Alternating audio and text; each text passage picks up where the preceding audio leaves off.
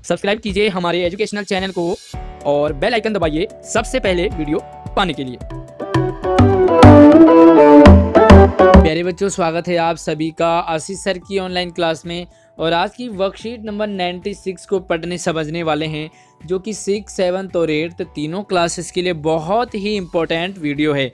ध्यान से देखते रहिए और आगे बढ़ने से पहले वीडियो को अभी लाइक कर दीजिए, अपने दोस्तों को भी क्लास ग्रुप में ज़रूर शेयर कीजिए। तो चलिए शुरू करते हैं आज की वर्कशीट को। और वर्कशीट को शुरू करने से पहले अगर आपने हमारे चैनल को सब्सक्राइब नहीं किया है तो नीचे वीडियो के नीचे लाल बटन दबा करके सब्सक्राइब जरूर कर लीजिए, ताकि सबसे पहले वीडियो आप तक पहुँचे। तो चलिए शुरू करते हैं। प्यारे बच्चों, आपने अभी हाल ही में कुछ हफ्ते पहले चमोली यानी कि उत्तराखंड में हिमस्खलन से भयंकर तबाही के बारे में ज़रूर सुना होगा। बहुत ही तहलका मचा था और काफ़ी लोगों को इस हिमस्खलन ने प्रभावित किया था, है ना। तो पूरा जो चमोली जो ज़िला है वो काफ़ी प्रभावित रहा। यह एक प्रकार से प्रकृति का प्रकोप या प्राकृतिक आपदा है। तो यह क्यों होता है? क्योंकि प्रकृति अपना रंग बदलती है। रंग क्यों बदलती है? क्योंकि हम प्रकृति के साथ काफ़ी छेड़खानी करते हैं। सदियों से प्राकृतिक आपदाएं मनुष्य के अस्तित्व के लिए चुनौती रही है। लंबे टाइम से, काफ़ी लंबे सालों से प्रकृति समय समय पर हमें अपना प्रकोप दिखाती रहती है।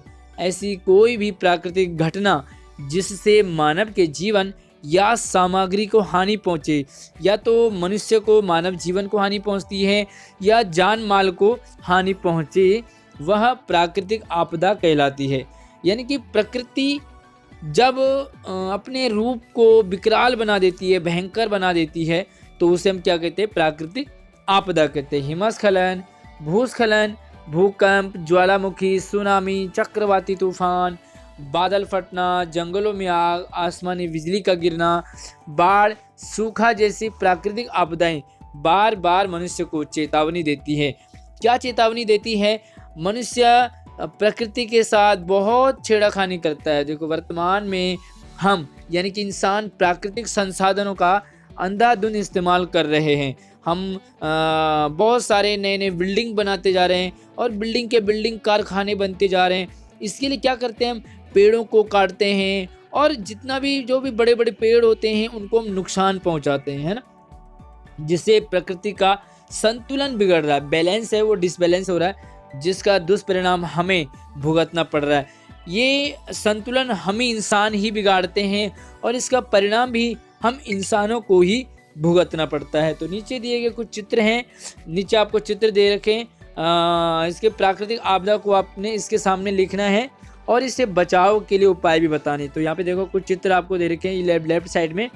तो ये देखना है कि ये किस चीज़ के चित्र हैं और इनसे हम कैसे बचेंगे, बचने के उपाय। तो चलिए यहाँ पर हम पहले इन्हें देख लेते हैं कि ये जो चित्र हैं ये किस चीज़ के हैं, और उसके बाद हम बात करते हैं कि इनसे बचाव के लिए हमें कौन कौन सी सावधानियाँ या सुरक्षा हमें बरतनी चाहिए। तो प्यारे बच्चों, सबसे पहली बात तो ये कि हमें प्रकृति को एक बैलेंस के साथ, प्रकृति के साथ चलना चाहिए।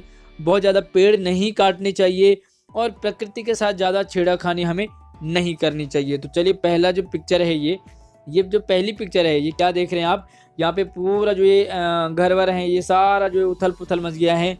तो ये क्या है? ये है भूस्खलन, ठीक है। तो अभी आपने इसे लिखना नहीं है, बल्कि मैं आपको बताऊंगा अभी थोड़ी देर में लिखवा के। और भूस्खलन है ये। उसके बाद दूसरा देखो, तो ये आप देख सकते हैं कि ये समुद्र का पानी, पूरा जो है समुद्र का पानी कितना ऊपर उछल रहा है और ये पूरा जो शहर है वो क्या करता है? ये शहर बर्बाद कर देता है ये। तो ये है सुनामी, इसे कहते हैं सुनामी, ठीक है। तो चलिए, ये भी मैं आपको बताऊंगा, लिखवाऊंगा, तो आपने देखना है। उसके बाद देखो, यहाँ पर आप देख सकते हैं ये खेत है और ये खेत में किस तरह से दरारें पड़ गई है। दरारें क्यों पड़ती है? जब आसमान बादलों में पानी नहीं होता, बादल नहीं बरसते हैं, पानी नहीं होता है, तो हो जाता है, और इसे कहेंगे हम सूखा पड़ना। क्या पड़ जाता है? ये सूखा पड़ना, ठीक है। तो ये भी प्राकृतिक आपदा है। और चौथी पिक्चर है, तो ये तो बहुत ही भयंकर है और ज़्यादातर ये जंगलों में होता है, यानी कि पहाड़ी इलाकों में, उत्तराखंड में, हिमाचल में, तो जहाँ पे जंगल होते हैं। तो ये क्या देख रहे हैं आप? ये पूरा जंगल है और यहाँ पे पूरा ये क्या लग गया? आग लग गया। तो इसे क्या कहेंगे हम? जंगल में आग लगना या जंगल की आग, ठीक है।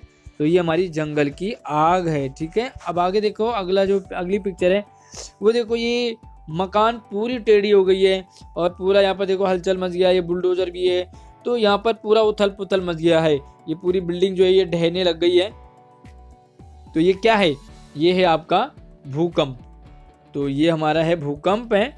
तो चलिए अब आपको इसके बारे में मैं लिखवाता हूँ प्रॉपरली, और बचाव के लिए भी क्या कुछ कर सकते हैं हम। तो चलिए हम ले चलता हूँ आपको स्क्रीन पर। तो प्यारे बच्चों, यहाँ पे देखो, पहला आपका भूस्खलन है, दूसरा सुनामी है, तीसरा सूखा पड़ना है, चौथा जंगल की आग है और पांचवा भूकंप है। तो इसी तरह से आपने कोशिश करेंगे इन चित्रों को बनाने की थोड़ी बहुत, और चित्र बनाने के बाद उसके आगे ही हम लिखेंगे थोड़ा थोड़ा। तो चलिए लिखवाता हूँ आपको। तो प्यारे बच्चों, ये है पहला भूस्खलन। तो इसे बचाव के लिए उपाय क्या है, तो यहाँ पर आप लिखेंगे उपाय, ठीक है। देखो, पहला है कि मौसम की जानकारी से हमेशा अपडेट रहना चाहिए। हमें मौसम के बारे में हर एक जानकारी होनी चाहिए, कब क्या हो रहा है, किस तरह का मौसम है, बारिश होने वाली है ना। दूसरा, ऐसे इलाके जहाँ भूस्खलन की घटनाएं होती रहती हैं, अक्सर कुछ ऐसी जगह है जहाँ पर कि भूस्खलन अक्सर होते हैं, तो ऐसे स्थानों से हमें दूरी बनाए रखनी है, ऐसी जगहों पे हमें नहीं जाना है। तीसरा है, घर के आसपास नाले नालियों को हमें साफ रखना चाहिए हमेशा। और चौथा है कि घर के आसपास ज़्यादा से ज़्यादा हमें पेड़ लगाने चाहिए। तो अगर हम ये सारे काम करते हैं तो हम भूस्खलन से बच सकते हैं और कई हद तक हम भूस्खलन को भी रोक सकते हैं। तो प्यारे बच्चों, ये है दूसरा हमारे पास है सुनामी। तो सुनामी के लिए हम क्या करना है, सबसे पहला काम है खतरे वाले क्षेत्र की हमें पहचान करनी है। सबसे पहला काम कि कौन से अक्सर इलाकों में सुनामी आती है, तो उस जगह की पहचान करनी है। दूसरा है, आपदा के समय दी जाने वाली सेवाओं के बारे में हमें जानकारी रखनी है। तो जो भी सेवाएं हैं आपदा के समय, उसके बारे में हमें अपडेट होना चाहिए। तीसरा है, सूचना प्राप्त करते रहना चाहिए, यानी कि अपडेट रहना में क्या कुछ हो रहा है। चौथा है कि खाली जगह करने का अभ्यास, जगह को खाली करना। अब सुनामी आ रही है तो यहाँ पर कुछ जगहों को खाली करवाया जाता है फटाफट से, तो हमने कोशिश करनी कि जल्दी से जल्दी वो जगह खाली करें, और खाली जगह करने में देरी आपने नहीं करनी है। ऐसा ना हो कि आप लेट कर रहे हैं, आज और कल में ये भी सामान रखना है, वो भी रखना है, तो जल्दी से जल्दी करना है, क्योंकि सुनामी जो है बहुत तेज़ी से असर करती है। तो प्यारे बच्चों, अगर आप 6 क्लास में हैं, 7th में और 8th में, ये वर्कशीट तीनों के लिए कॉमन है। तो मैं आपको बताऊंगा कि आपको कितना कितना लिखना है, क्योंकि 6 में आप कम लिखेंगे थोड़ा सा, 7th में थोड़ा सा ज़्यादा लिखेंगे और 8th में आपको थोड़ा सा ज़्यादा लिखना है। तो चलिए आगे है हमारा अगला जो टॉपिक है वो है सूखा पड़ना। तो सूखा पड़ना प्यारे बच्चों कैसे होता है, जब बारिश नहीं होती है, बादल नहीं बरसते हैं, तो सूखा पड़ जाता है ना। तो देखो, सबसे पहला काम अधिक से अधिक पेड़ लगाने चाहिए। इसका एक ही इलाज है, हम ज़्यादा से ज़्यादा पेड़ों को लगाएं। लोग पेड़ काटते जा रहे हैं, इसके कारण क्या होता है, सूखा पड़ता है, क्योंकि बारिश नहीं होती है, पेड़ों से ही बारिश होती है। दूसरा देखो, पहाड़ों को काटकर खेती की जानी चाहिए। पहाड़ों को काटें और वहाँ पे क्या करें, खेती करनी चाहिए, जिससे कि पानी रुके, और पानी रुकेगा तो फिर बारिश होगी, और बारिश होगी तो सूखा नहीं पड़ेगा। तीसरा देखो, बरसात के पानी से बहाव को रोकने की व्यवस्था होनी चाहिए। बरसात में पानी होता, बारिश होती है, तो वो क्या होता, पानी सीधा बह जाता है और समुद्र में चला जाता है। लेकिन जब हम पहाड़ों के या खेतों में पानी को रोकेंगे तो क्या होगा, फिर धरती में नमी रहेगी और बारिश होगी, है ना, सूखा नहीं पड़ेगा। अगला है, जल को बेवजह बर्बाद नहीं करना चाहिए। सबसे इम्पोर्टेंट चीज़, जितनी ज़रूरी है हमें उतने ही पानी को यूज़ करना चाहिए, और ज़्यादा पानी हमें यूज़ नहीं करना चाहिए, यानी कि वेस्ट नहीं करना चाहिए। अगला है जंगल की आग। तो प्यारे बच्चों, अक्सर जंगल में आग लगती रहती है, और ये आग लगने का कुछ कारण है, तो इनसे हम कैसे बच सकते हैं। तो देखो, पहला है, जंगलों पर उचित निगरानी के लिए कर्मचारियों की नियुक्ति की जानी चाहिए, और उनकी सतर्कता भी हमें होनी चाहिए। तो जंगलों पर जो है कर्मचारी हमेशा रहने चाहिए। जंगलों में समय समय पर वनों की देखभाल भी करते रहनी चाहिए। तो जो सूखे पेड़ है उनको एक तरफ करना ताकि आग ना लगे। जंगल से गुजरते रास्तों में बीड़ी, सिगरेट या जलती माचिस की चीली नहीं जलानी चाहिए। अक्सर लोग क्या करते हैं, बीड़ी पीते हैं, सिगरेट पीते हैं और ऐसे छोड़ देते हैं, या कभी माचिस जला देते हैं। तो जंगलों में क्या होता है, घास सूखी होती है, वो जल्दी से आग पकड़ती है, तो आपने इससे ज़रूर बचना है। और अगला है भूकंप। तो प्यारे बच्चों, भूकंप भी या अचानक ही आता है, तो क्या करना, अपने मकान, दफ्तर, किसी भी इमारत में अगर आप मौजूद हैं, स्कूल में, स्कूल की बिल्डिंग में, तो अब वहाँ से बाहर निकलकर खुले मैदान में आएंगे। सबसे पहला काम, आप किसी बड़े बिल्डिंग के अंदर हैं, घर के अंदर हैं, तो फटाफट से उसे छोड़ना है और बाहर खुले मैदान में आना है। दूसरा देखो, खुले मैदान की ओर भागना है जितनी जल्दी हो सके। तीसरा, किसी बिल्डिंग के आसपास हमने खड़ा नहीं होना है। कोई बड़ी बिल्डिंग है उसके आसपास, क्योंकि कोई भी पत्थर या वो कभी भी ढह सकता है।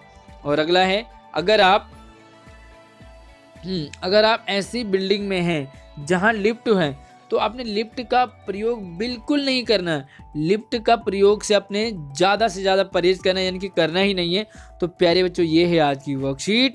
उम्मीद करूंगा आपको समझ आया होगा। अब आप 6th क्लास में तो अब हर टॉपिक में 2-2 पॉइंट लिखेंगे, और अगर 7th में तो आप 3-3 पॉइंट लिख लीजिए, और अगर आप 8th में तो आपने इसे पूरा ही करना है, क्योंकि आपको 9th के लिए भी तैयार होना है। तो उम्मीद करूंगा वीडियो पसंद आई होगी। लाइक कीजिए, अपने दोस्तों को शेयर कीजिए, और नई वीडियो के लिए हमारे चैनल को सब्सक्राइब कर लीजिए। धन्यवाद।